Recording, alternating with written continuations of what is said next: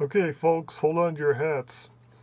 We have discovered yet another channel for the source.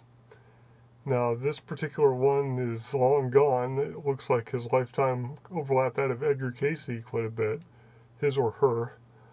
I'm kind of nebulous about that because the identity of the author in this case was kept secret to protect him or her from negative publicity surrounding the psychic nature, presumably the psychic nature of the work that was delivered.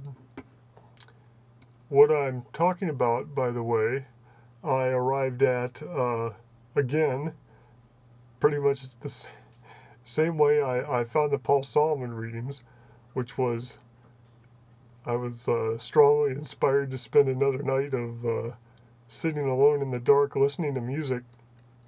And while doing that, right after doing that, I was strongly inspired to look up the word trance, because I was listening to trance music, and that kind of thing was on my mind, so I was looking up the word trance in Wikipedia. And that in itself was interesting. Whoever wrote most of the article they've got there had a really interesting approach and a very comprehensive approach to all the meanings of trance, especially as it had to do with its importance in religious rituals and altered states of consciousness and things like this. So if you want, go check that out. Hopefully that won't get altered too much over time, at least in the near future.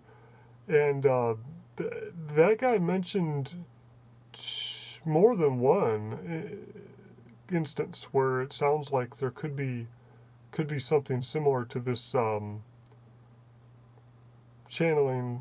clear channeling that we're interested in. And again, for those of you that are just catching this for the first time or something, what I mean by a clear channel is someone who doesn't just channel, it's not just a psychic that channels dead people or can contact a specific entity, disembodied or spirit or whatever from beyond.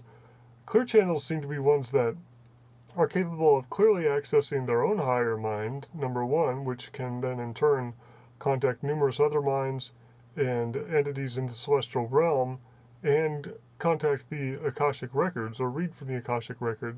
So therefore, such a person would have access to almost unlimited amounts of very accurate information about not only our own world and things, but the realms beyond, so to speak.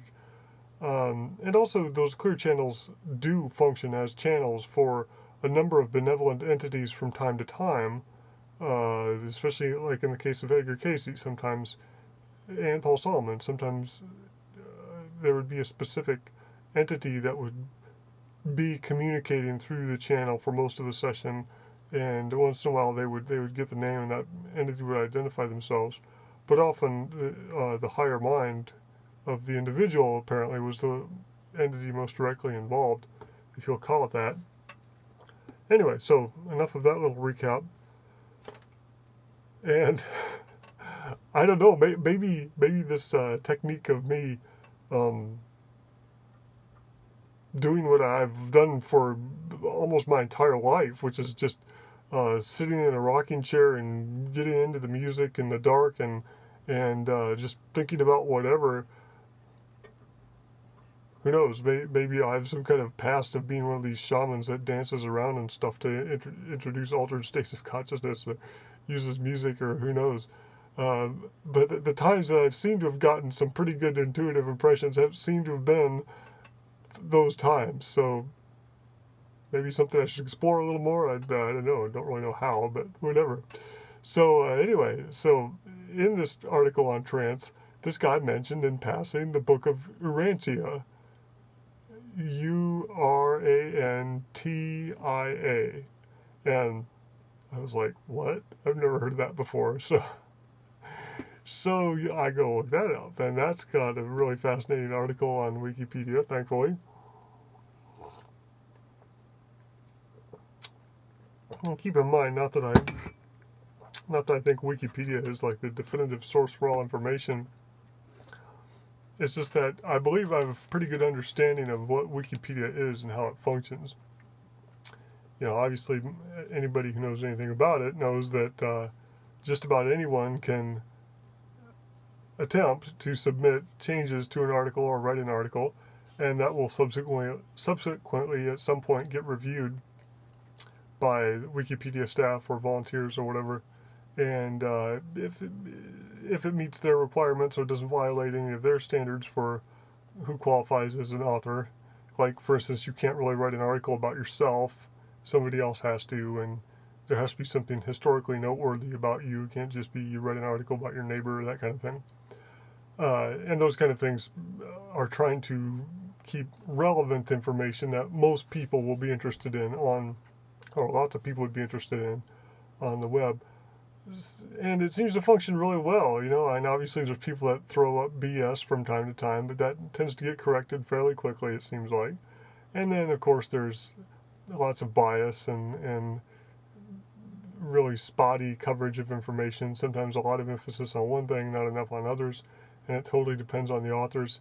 But nevertheless, there's lots of interesting information on lots of topics that you might not even find in Encyclopedia Britannica and things like that. So hence my affinity for Wikipedia, or at least that's the first place I'd like to go. And if I can't find it there, I'll start Googling for other stuff. But anyway, so the article on the Urantia book, I think I'm pronouncing that right. It might be Urantia, I don't know. Maybe I should ask some official Urantians to see how you pronounce the name of their organization. So, first of all, about where this book came from. Like I said, the identity of this author at the time, which apparently at the time was the first quarter, or definitely the first third of the, or half of the 20th century. So, from, I don't know, around 1900 through around 1950 or 55 when the book was published, something like that, this individual was apparently acting as a channel and giving psychic readings like Casey. But I'm inferring that, I think it's pretty good inference based on the information they've got, but definitely his life and works and things were not publicized in the same manner as Edgar Casey or his or her. So the article on Wikipedia has quite a substantial amount of information that is known based upon 2 or 3 books that have been written. Seems like the most important book about authorship was written in 95, and you can find the reference to that there in the Wikipedia article. And yeah, what the heck, just in case it disappears from the face of the earth or something. I'll find, number 7 here. It's called, the book that really talks about the authorship, and some guy really researched it, was written by Martin Gardner, who's written a number of different books on scientific topics and all kinds of other topics, I guess. The book is called Urantia, The Great Cult Mystery, by Martin Gardner, published by Prometheus Books in 1995. And there's a number of other books that are referred to in the references. But as far as authorship, most information about that comes from some writings of William Sadler, Dr. William Sadler, a medical doctor. He and his wife, Lena Sadler, were physicians in Chicago, well known in the community, it says. And there was a neighbor they had, apparently, in Chicago that, so it was a man, because the lady, it says that it's a lady would complain that she would find her husband in deep sleep and breathing abnormally, Wikipedia says. And she reported that she was unable to wake him at these times. So when Dr. Sadler came to observe these, or both of them, they observed that the individual produced verbal communications that claimed to be from student-visitor spiritual beings. And apparently there may have been a technique involving automatic writing as well as the dictation. Not quite sure about that. This article seems to allude to that as well. But from what I've read so far, it definitely doesn't seem to to deteriorate from the quality of channeling. And I say that because this book is kind of unique. You look at it. Well, anyway, I'm getting ahead of myself. So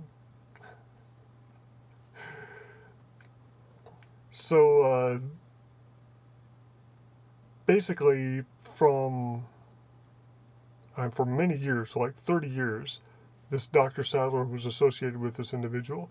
And he says, there's a quote from Dr. Sadler in one of his books, and he says that he really wanted to tell more and divulge more about this person and their life and things, but had been requested of him to protect the person's privacy, that he not do it until after their death.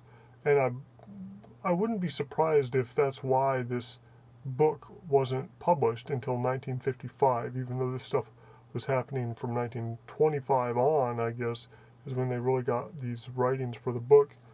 But again, I'm just going by what this guy diluted and put in this Wikipedia article. I think it'd be interesting to get that book by Martin Gardner that tells more of the history of the authorship and things, see what he found out.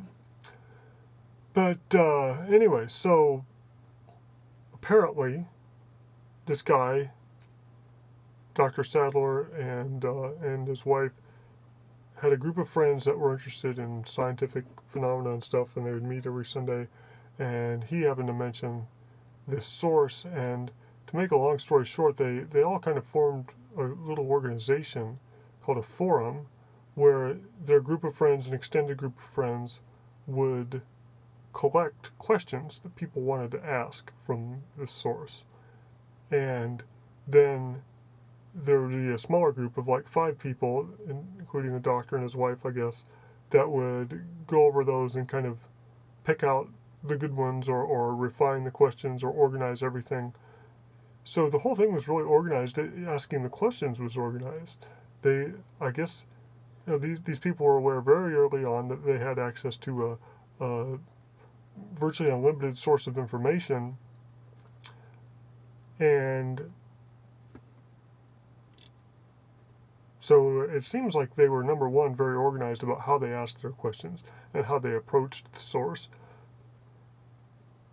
And apparently that really impacted what they got back, because what they apparently got back were a series of papers on some very important cosmology type topics, like what's the universe like, what's God like, what's the earth like, why are we here, etc., etc., and also a bunch of stuff on the importance of Christ and the life of Christ, of Jesus Christ, and this is all like, in fact, all the topics are Andrew Jackson Davis type stuff that he covers in the Principles of Nature, as in, so what's the story of the universe and what's really going on, and then what's up with religion and how come it's giving us the take that it is, like the Christian religion, and then what really happened, what's really behind the Bible, what's it really saying, what's the real authorship, what really happened in the life and times of those people, like the prophets and Christ and things, and what did it really mean, what were their teachings really. And it seems like this book goes into insane detail on these topics, and each little topic that they asked a question on was apparently answered by different types of entities, a few different types of entities, and the entities identify themselves. So I think what happened is these people at this forum, where they organized the questions, I think they were deliberately asking every single time, who is this? Who's giving this information? So that they could attribute that in their, and I think that led to other questions like, oh, so you're the overseer of what part of time and space, and what is that? How does that relate to us? I think that would lead to a lot of these cosmology type questions, because this book seems to it definitely does. It puts names on things, like proper names. And of course, as we know from the other sources of things, in the spiritual realm, words mean basically nothing, so because they apparently communicate directly, telepathically, with images and thoughts and ideas and things, not in terms of language or words. So there are proper names for, like, the earth. That's what the word Urantia apparently means, is the name for the earth, this earth school, whatever. and from a celestial perspective, and there are names for like apparently the Milky Way galaxy and surrounding areas, um, and then names for the larger parts of the universe. And as I was reading through the table of contents in the first part of this, that stuff really started to jive very well with Andrew Jackson Davis.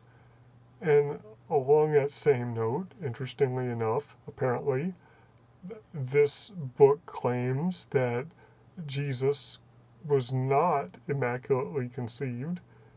This is identical to Andrew Jackson Davis's portrayal, by the way.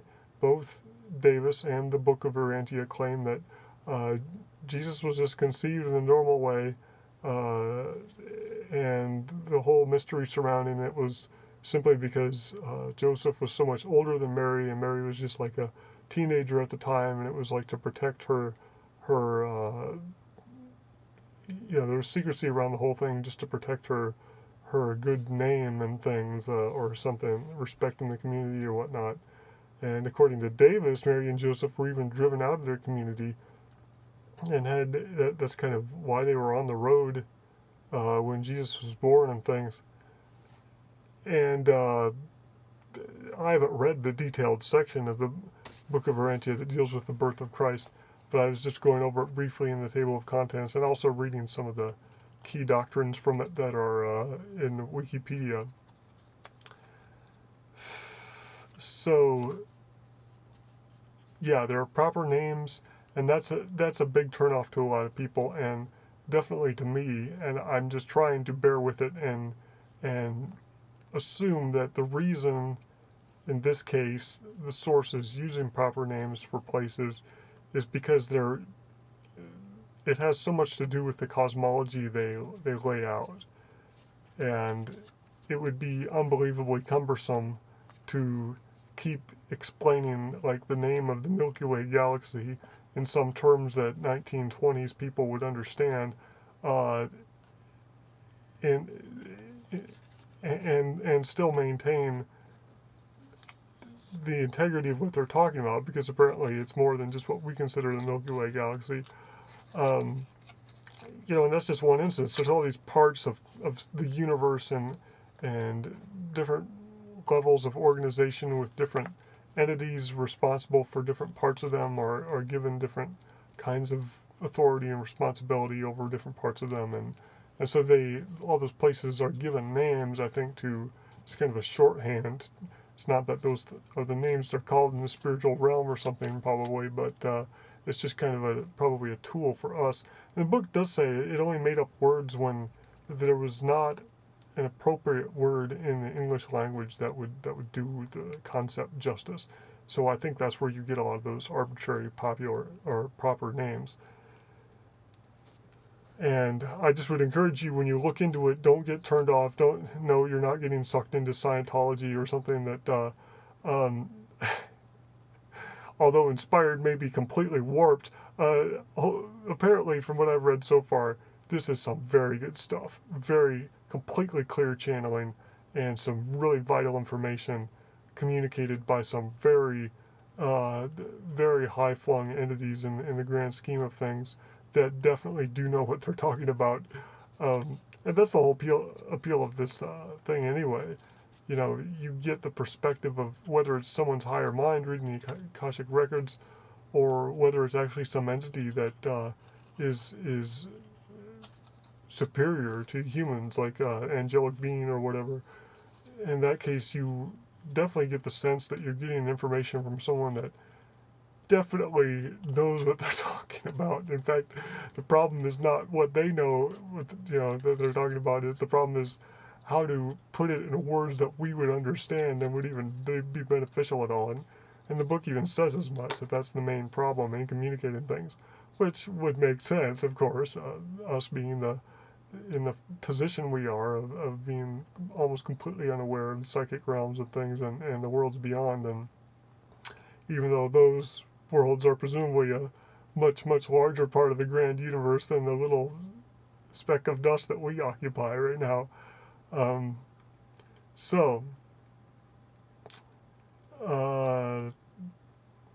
yeah, it looks like good stuff. It looks like it really is some valid channeling from the source.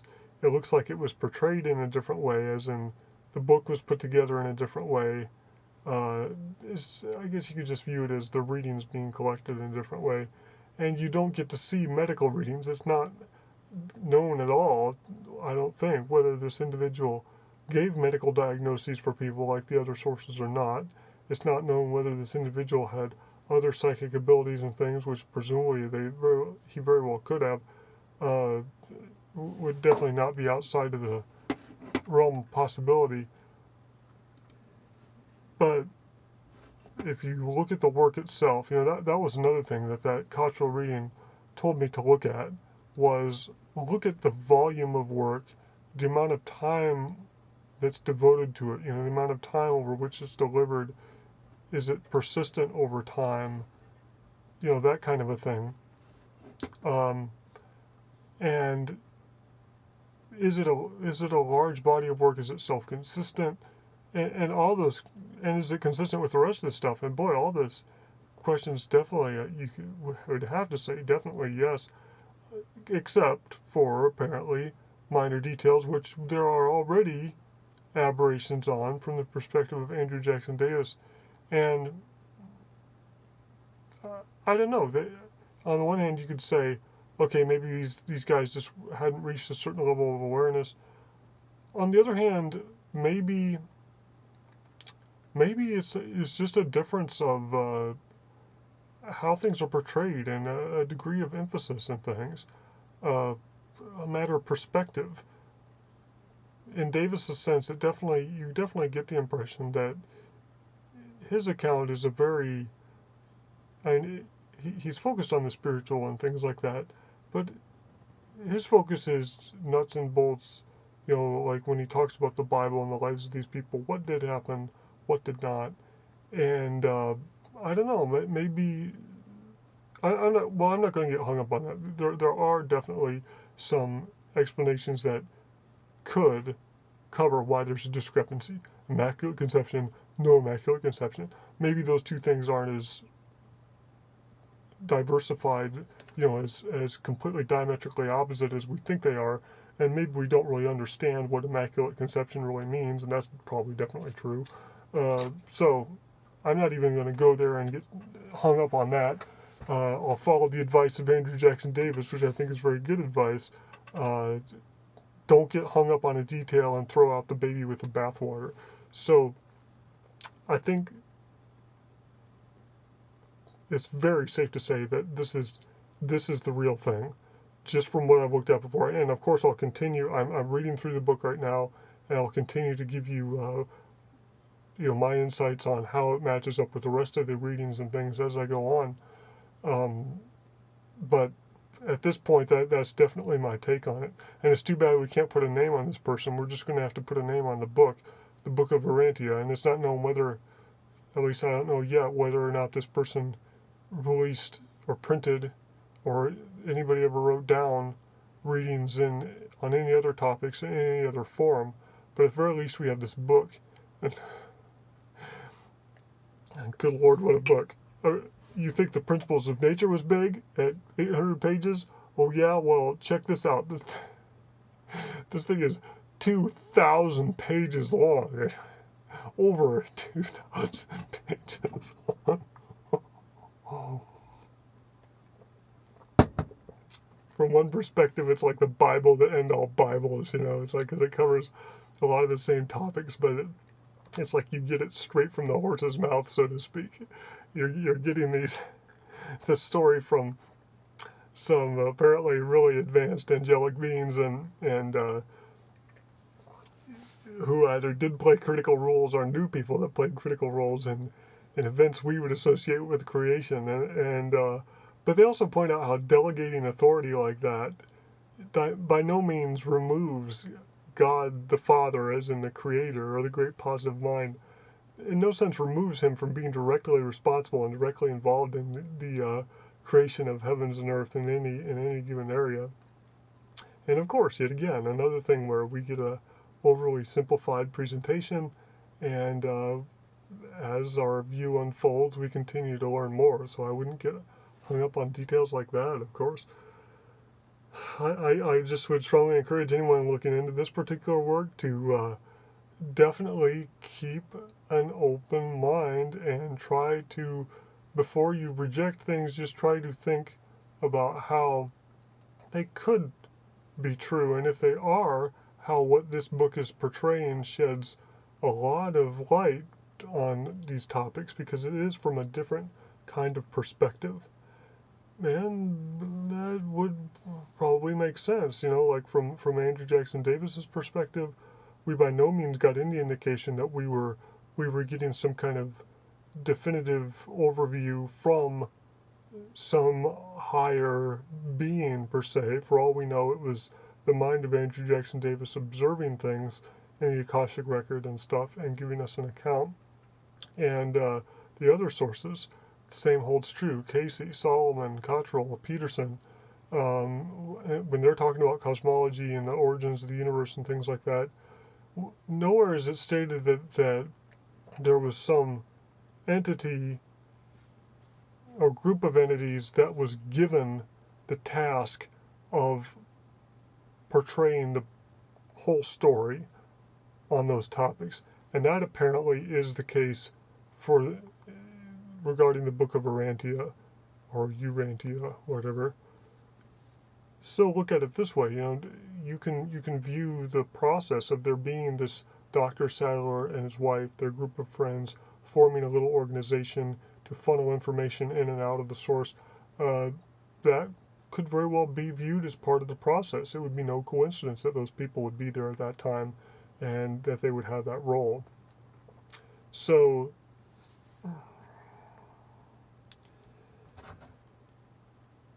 unbelievable, just unbelievable stuff, and the perspective is just mind-boggling. Apparently there's a group of entities, or 2 or 3 related groups of entities, that were expressly given the task by their authorities to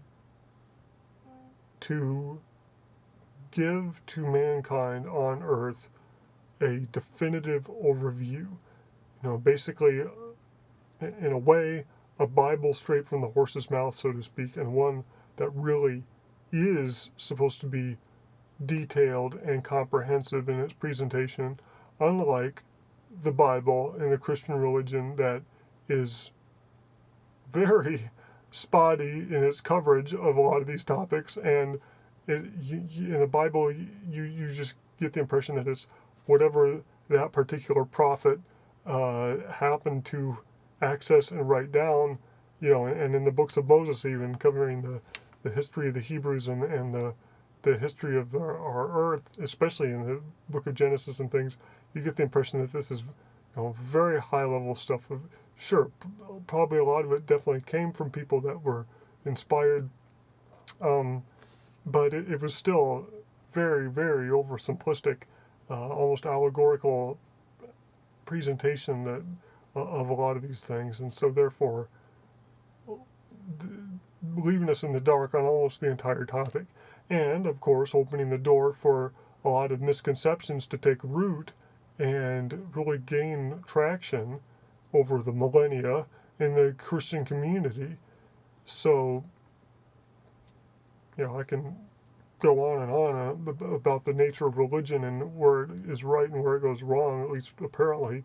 And this book does deal with that, apparently. I was going through the table of contents, and it gets on to, okay, why, number one, is the Christian religion so important, which it says it definitely is, but why, number two, why did it go so wrong, and what went wrong? What went right? What went wrong? What really has to change about our perspective for us to get the right picture? And of course, all this stuff jives very closely from what I've seen so far with the readings. Another thing you might get hung up on with this book is that it doesn't talk, like in the Wikipedia article.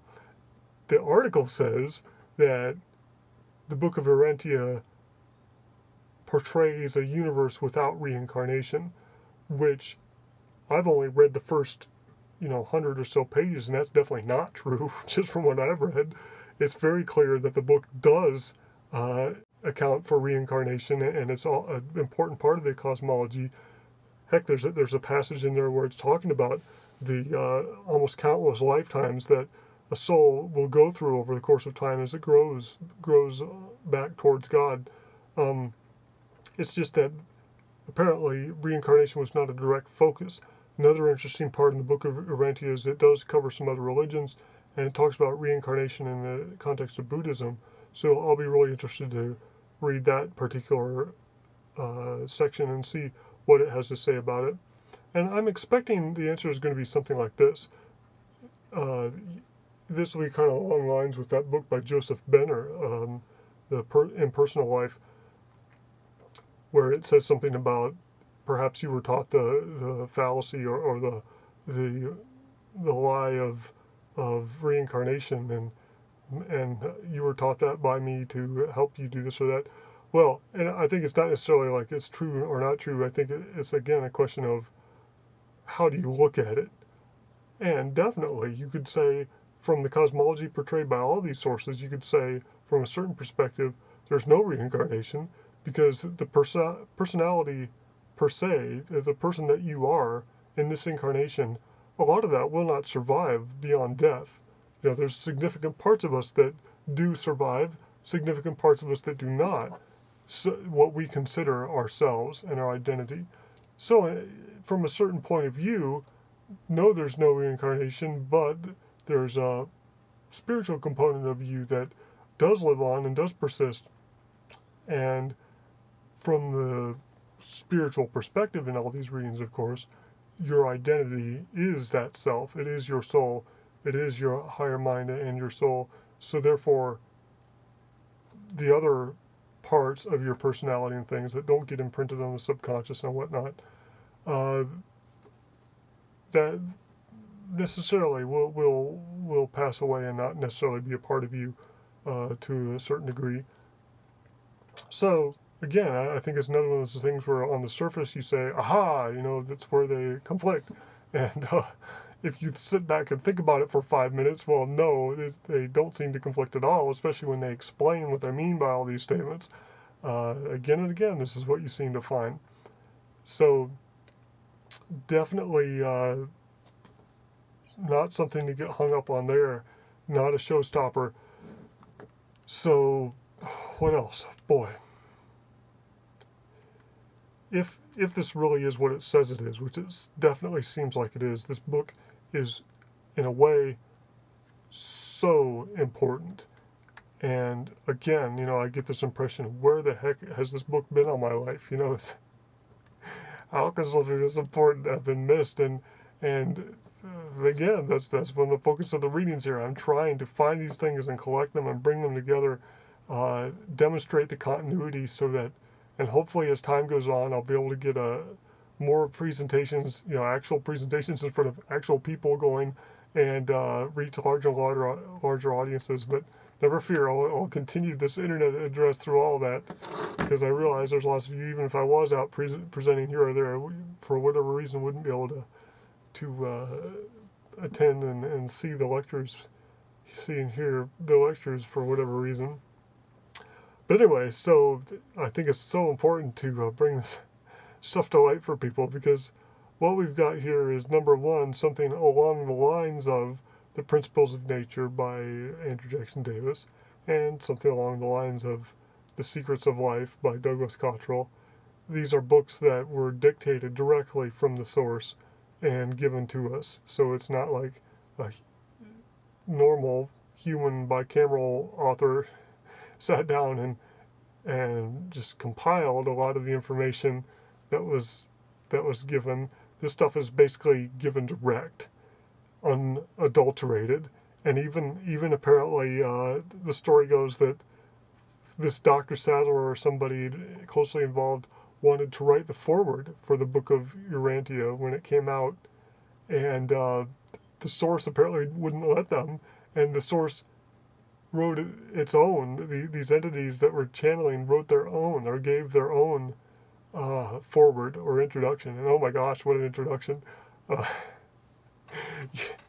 If you're interested at all, it's definitely worth getting into. This is basically the straight dope on life, the universe, and everything, as much as the human mind could possibly comprehend, and probably a little more, given as concisely as possible and clearly as possible, given the limitations of human consciousness and human language, given by some unbelievably wise and knowledgeable entities, far, far beyond our own wisdom and things, of course.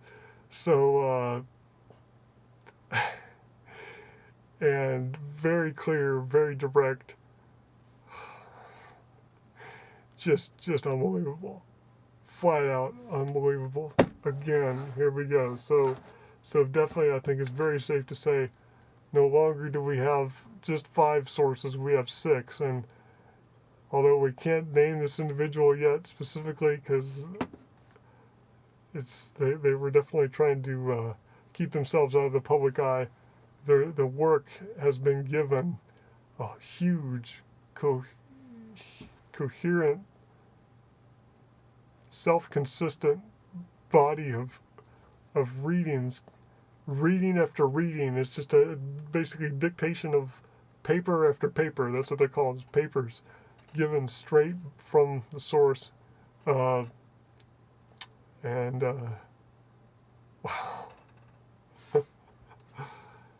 So, again, I guess I won't talk too much more about it here. I'll try to save that for when I read even more about it.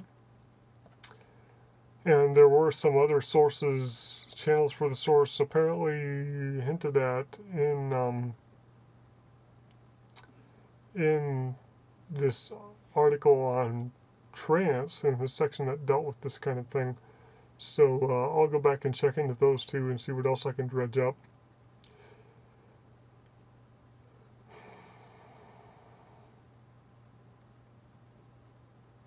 I guess one topic that the Book of Varantia has already shed some light on, that was alluded to from the other sources, that is kind of different from the initial perspective we get, is this topic of what happens to people that aren't on the upward spiral. They're on a downward spiral, you know. And Casey kind of dealt with this. I guess I don't talk about it much because it's been a while and I kind of haven't thought about it for a while. But Casey did deal with the downward spiral and how in subsequent lifetimes, if people are not learning their lessons, they're not progressing towards God, they have no intention to, and they're just focusing on more and more carnal things. In Casey's perspective, not only would they possibly come back in more and more debased conditions here on Earth, but there were also apparently other realms worse than Earth as far as how much strife and conflict and things there are. And these people apparently would reincarnate on those realms. You know, so if there's this upward spiral of ascending worlds, there's can also be viewed as, I guess, a downward spiral of areas that are less and less fun to live in, but have more and more important lessons for people on those basic essential levels. How it's better to treat other people the way you want to be treated instead of only being selfish and thinking about what you want and things like that. Nuts and bolts lessons like this.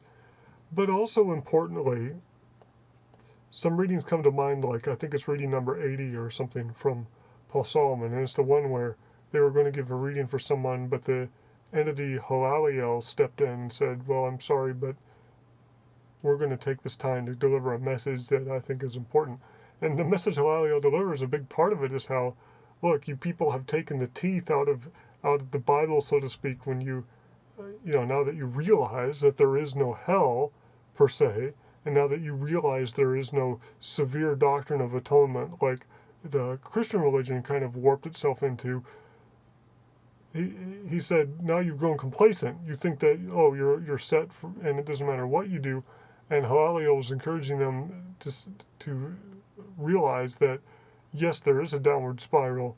Yes, there is, from a certain perspective, such a thing as the underworld. And he talked about the river Styx and all the souls that are stuck there and longing to get out, but they couldn't. And So there was definitely an allusion to things like that, and either Cottrell or Peterson or Paul Solomon, I think it might have been Cottrell in his book, talks about this, and I believe Paul Solomon touched on this once or twice already in what I've read, is this idea of non-existence.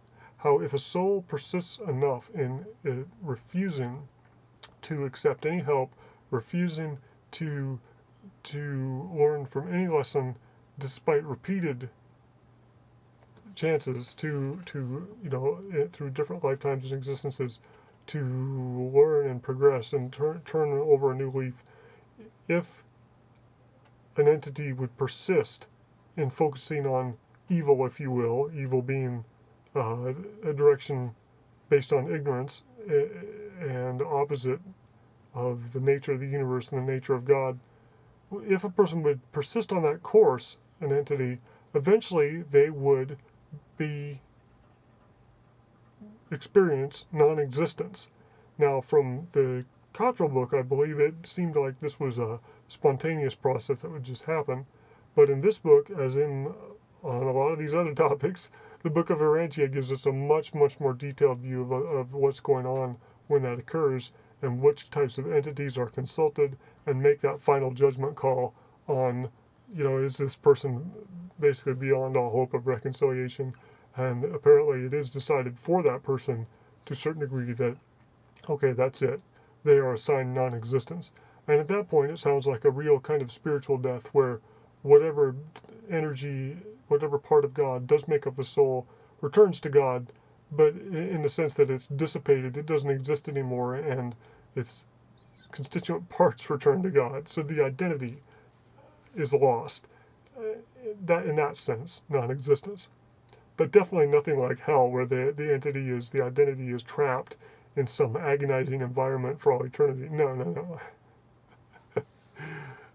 Definitely not the picture we get from any of these sources.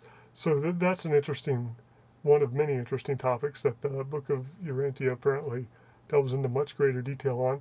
And that's something that, as far as the other entities involved in all this stuff, that's something that is hinted at, and we do get pictures of it from the other readings, but definitely we get a much, much more comprehensive overview of what are the hierarchies of entities, what are the different types of entities out there, what are their jobs, what do they do, what's the organization of the spiritual realm, and the various parts of it.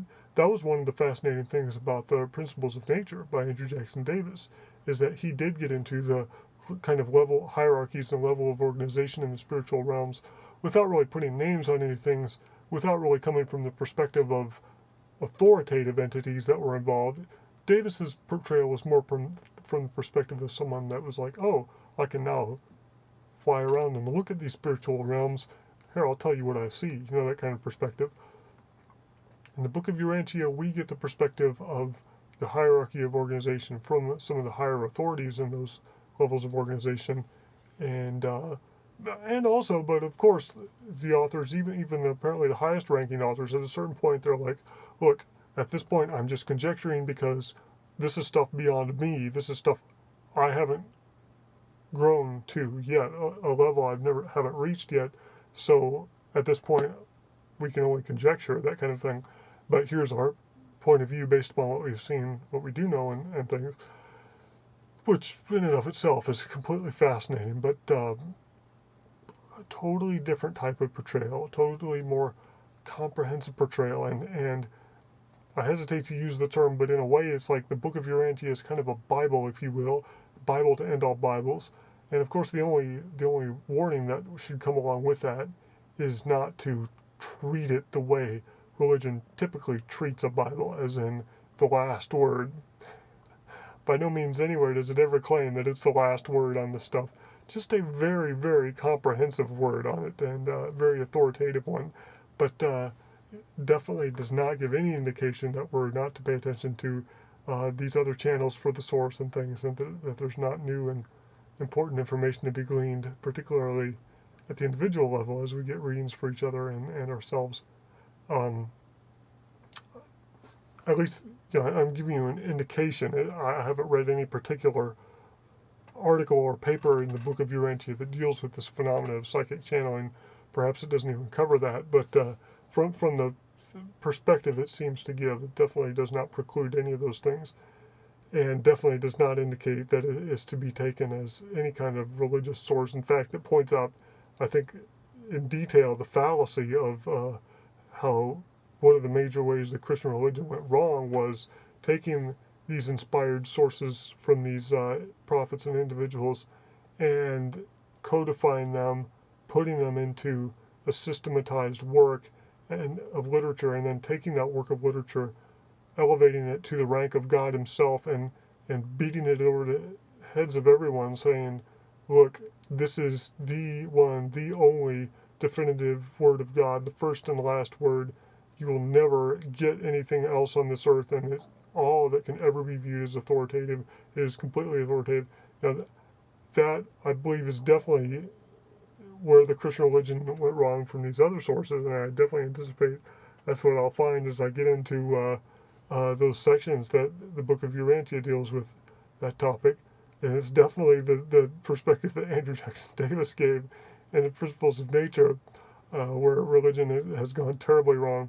So I think it's definitely not the approach we're ever supposed to take with the Casey readings or any of these sources, or of course not the Book of Urantia. Never, ever, ever is this supposed to be like a Bible that suddenly we're going to blindly adhere to it and only it and beat everyone over the head with this new book instead of the old one we had, regardless of who it came from. It never, ever should that be done. So I believe from my first initial perspective so far, again, I've only just learned about this book and the people that know about it, but I get the sense that that's what's happened already. Inevitably, you get a clandestine organization of people that are believers in the Book of Urantia, and all of a sudden that's their tunnel vision view. They put the blinders on, and that's their view of everything, and they definitely have this tunnel vision thing going on.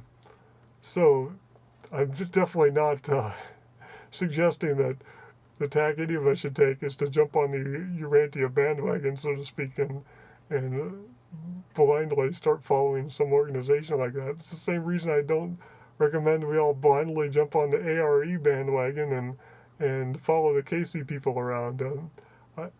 Like I said, the whole message here is that there is unity, there is continuity, there is the same message coming through these channels, and there is new perspective and new information to be gleaned from all of these valid channels.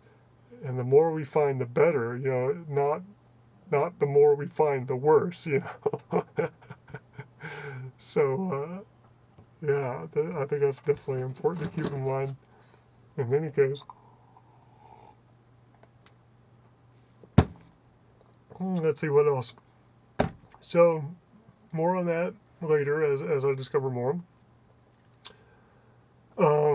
The Delaware book and the Asian research, nothing much new since the last address. I haven't had a lot of time to delve into that stuff. Well, I guess I did. The next step, I did get past that section that's dealing with Gurwitch and Rabbi. I had to just kind of say, okay, more to look into there. We need to plow ahead. And I got into the next section of this book, this Delaware book, that deals with the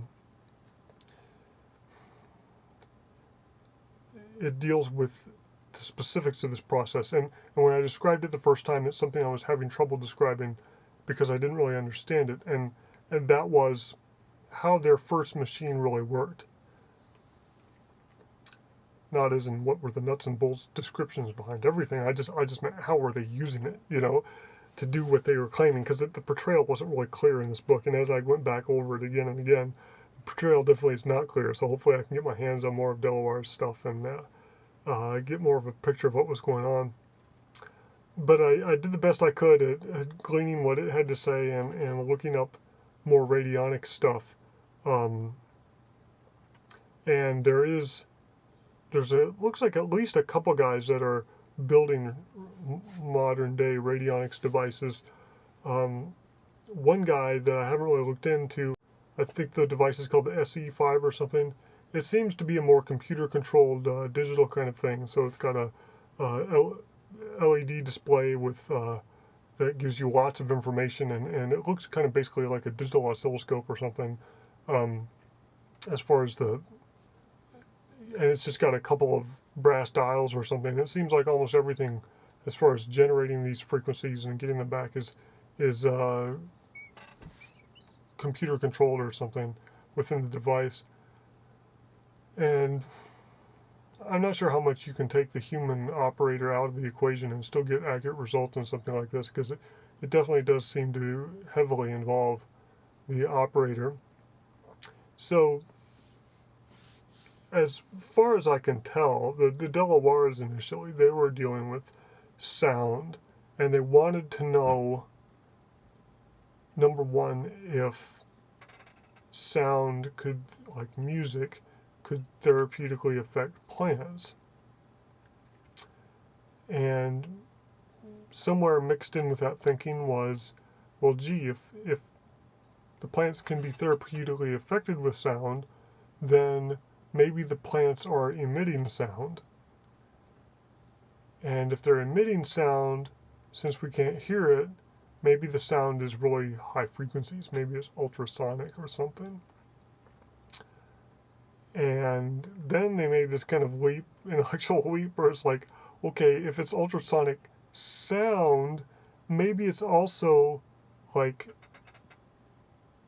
electromagnetic radiation of some type. Maybe it's like radio waves or something, or even visible light or beyond or something. So apparently what Delavar was doing in his initial experiments, developing this radionic device, and he was inspired by other work of other people and the founders of radionics before him. He was basically, to start with, taking aerials, strips of copper wire, and trimming them or bending them so that they'd have straight segments a given length or something, or the entire wire would be a given length. I'm not sure whether he would actually cut it off, but he would generate these aerials of different lengths to receive different frequencies. And he found that became really cumbersome, so he hooked up this thing where he could have the aerial in a circle and then have a contact move along it, I guess have a fixed one and another contact moving along, so you're changing the length of wire that makes up your electric circuit or whatever. And so something like that could be controlled with a knob. You basically, inside, you're moving that contact on the wire around, effectively changing the length of your conducting area of the wire with a knob. And apparently that was like their first device they set up. That's what the knobs were in their box. It has like 9 knobs and things. They were knobs to establish this resonance. So there were apparently, it wasn't like you could just have a passive receiver and just receive this electromagnetic radiation that the plants were giving out.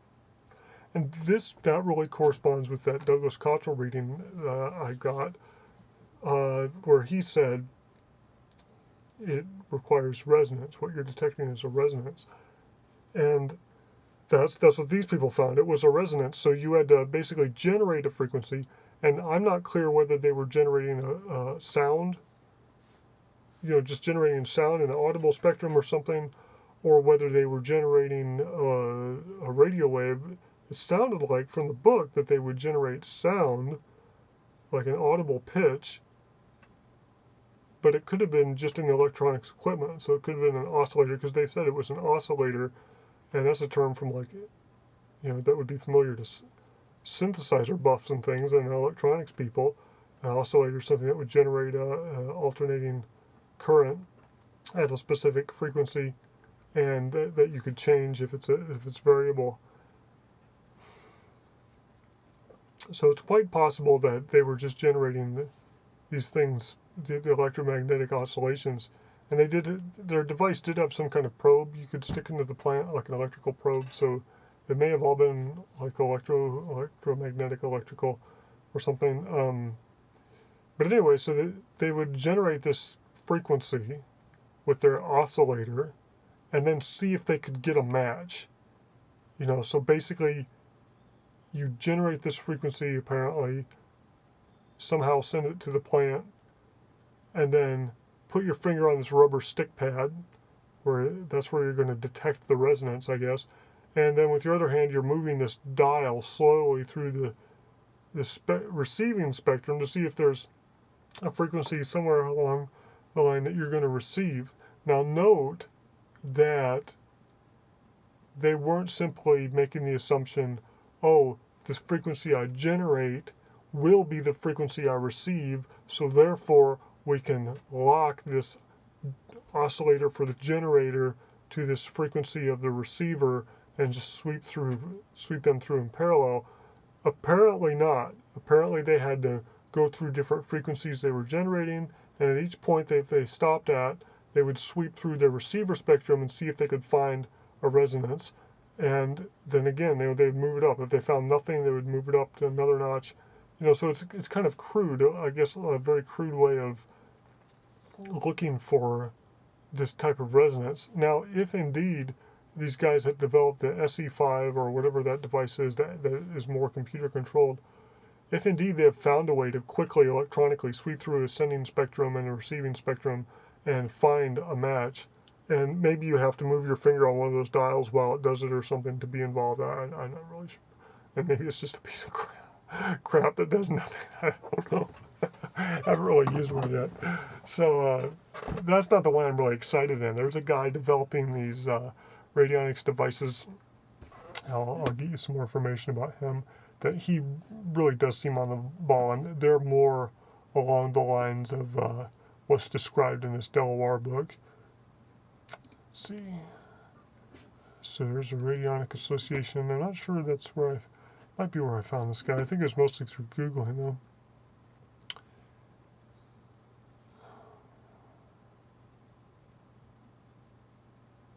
Yeah. There we go. This guy has several websites. The name is Karl Hans Welz, W-E-L-Z. He's the inventor of all this stuff, all these machines, and he's got tons of videos.